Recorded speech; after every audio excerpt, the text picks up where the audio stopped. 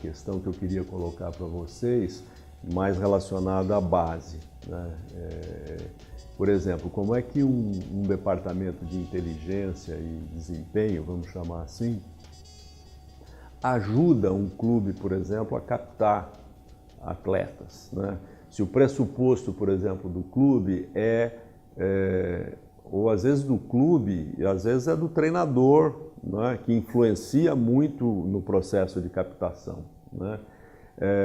Se o pressuposto é ganhar campeonato nas categorias de base e você vai priorizar jogadores altos, fortes, mais maduros, como é que um setor de inteligência, aí a gente teria que colocar mesmo inteligência entre aspas, e de performance, vai buscar esse atleta alto e forte? Ou seja, a pergunta é o seguinte: você parte de um pressuposto que não contribui, né, talvez, para o desenvolvimento do futebol brasileiro, né, calcado em outros princípios, da habilidade, da criatividade, da solução de problemas durante o jogo, né, na medida em que o pressuposto básico ele está numa outra direção. Como é que vocês veem essa questão nessa questão da captação, né? Como é que lida? O que o clube pensa, o que o treinador pensa, o que o setor de inteligência e rendimento pensa?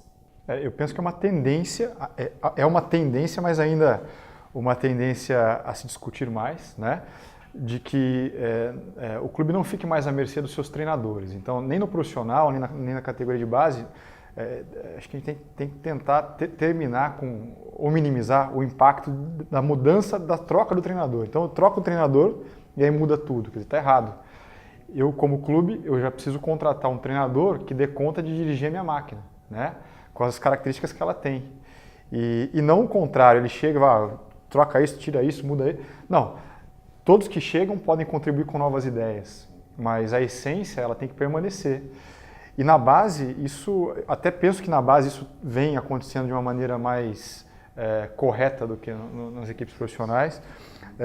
Então, o treinador ele é parte do processo, ele contribui para o processo, mas ele não muda o processo de acordo com aquilo que ele pensa ou com o seu humor, enfim. É o clube que define. E quando o clube entrevista os treinadores, os preparadores físicos, os preparadores de goleiros, enfim, todos os profissionais que estarão envolvidos com o processo, diretamente ou indiretamente, ele já busca então um perfil.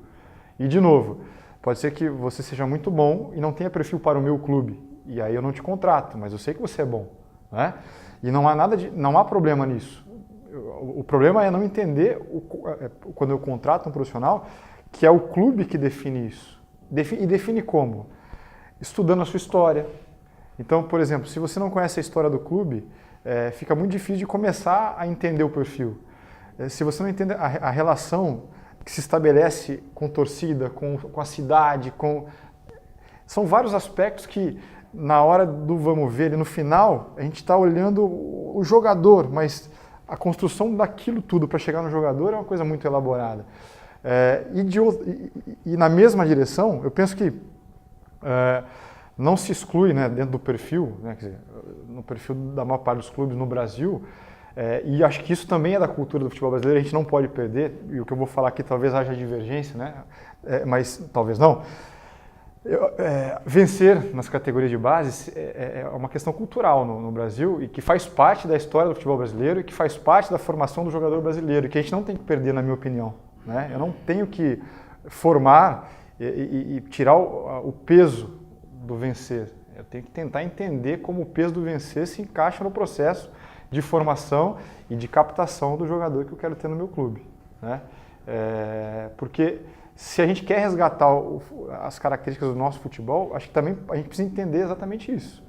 Que essa é uma das características mais particulares do nosso futebol, de querer vencer a qualquer custo. A gente não precisa vencer a qualquer custo, mas a gente não precisa tirar do caráter de formação a ideia de que dentro do nosso futebol a gente quer vencer. Essa é uma questão assim, fundamental, né, que acho que cabe até no nosso debate aqui, né? São dois paradigmas, né? Quer dizer, o discurso de que na base não é para vencer, ela está calcada num paradigma que pensa na formação desse atleta completo no futuro, que tem os seus momentos de desenvolvimento que tem que ser preservados, né? Mas, por outro lado, esse contraponto ele é assim, contundente, né? Quer dizer, nós queremos ganhar, né?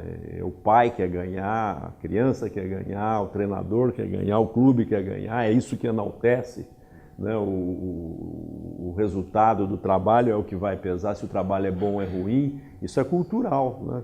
Se a gente fala em respeitar a cultura, como é que a gente contrapõe essa cultura, né? E tem dois modelos, um que trabalha com essa perspectiva e outro que trabalha com a perspectiva de ganhar mesmo, né?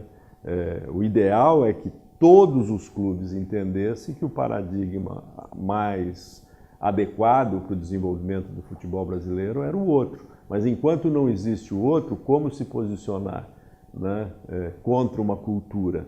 Né? Desculpa, eu não tentaria me posicionar contra uma cultura, eu tentaria me aproveitar dela para formar o jogador que eu quero formar, né? Não vejo problemas nessa cultura, não vejo. E você tinha... Eu acho que para além dos quês é os comos. A discussão de... Concordo com o Rodrigo, mas a gente precisa ter em perspectiva as coisas. Falar de uma formação de um futebolista é envolvido um processo que começa na iniciação esportiva, que tem uma finalidade de apresentar a modalidade para o praticante, que seria com o equivalente ao ensino fundamental e médio nosso. Já na universidade do futebol, seria as categorias de base. Para isso eu preciso ter muito claro, o clube precisa ter muito claro qual é o perfil do egresso dele. Que jogador que ele quer que debute na sua equipe principal. E participar de competição, vencer, perder, se entregar no campo de jogo, faz parte do processo. Você extrair o máximo dele na atividade competitiva. E isso eu não vejo também problemas. Como eu enfrento a atividade competitiva a partir do meu currículo de formação. A partir do que eu quero para aquela categoria. O grande problema da questão dos altos, fortes, dos velozes, passa pelo desconhecimento que nós temos que aquilo é um processo que é construído mediante objetivos claros para aquela categoria. Claro que o jogador nas categorias inferiores, especialmente as menores, e jogadores que têm o processo de desenvolvimento biológico mais avançado, eles vão percorrer maior distâncias em campo e vão participar mais do jogo, eles vão estar mais em evidência. Mas não necessariamente quer dizer que eles vão continuar se desenvolvendo ao longo do processo, porque eu não faço a pergunta correta. Eu avalio ele, eu analiso o desempenho dele a partir de uma perspectiva profissional e não do que ele deveria saber para aquele momento da sua carreira. E esse currículo de formação, ele é baseado numa tradição futebolística da equipe, ele é baseado numa cultura, na forma que se relaciona. Porque, como diz o Gabriel, mais do que o desempenho no futebol, penso eu, que não está nas pessoas, está na forma, no que está entre elas. E aí nós vemos, por exemplo, como recentemente na Premier League, ninguém apostaria no Ranieri e naquela forma de jogar. Só que ele deu uma simbiose, porque aquele clube tem uma tradição de um bairro, se eu não me engano, que tem uma cultura italiana, ele é italiano, um futebol que joga de bloco baixo, com transições rápidas. Aquilo deu uma organização, um entendimento que esse ambiente de rendimento foi tão potencializado que um jogador que estava na 4ª divisão há 3 anos atrás foi o melhor da Premier League. Isso nas categorias de base é o mesmo significado, mas eu preciso fazer a pergunta correta. Se eu vou captar o jogador, não quem está melhor para o momento, mas quem apresenta o melhor potencial para desenvolver um perfil de egresso que eu penso. E eu coloco mais uma pitada de complexidade que a especialização esportiva, o vestibular, acontece por volta dos 14 anos, né, Rodrigo? E o jogador vai estar pronto por volta de 23 a 25 anos, que a idade do jogador atinge a maturidade. O jogador que está com o Rodrigo, está com o Gabriel lá no Sub-15, eles vão jogar um futebol daqui 10 anos. E a questão não é formar para o futebol que é feito hoje, é formar para um futebol que não existe. Essa perspectiva que a instituição tem que se pautar, porque aquele jogo do Super Barcelona do Guardiola que nos encantou há alguns anos, ele não foi gestado em 2010, 2011. Ele veio de uma construção, de uma visão de 30 anos antes. Então, a instituição tem como compromisso, claro que eu estou falando de uma questão idealista, mas como o professor disse, baseado no Nuno Cobra, que ele fala, o sábio é aquele que faz o que sabe.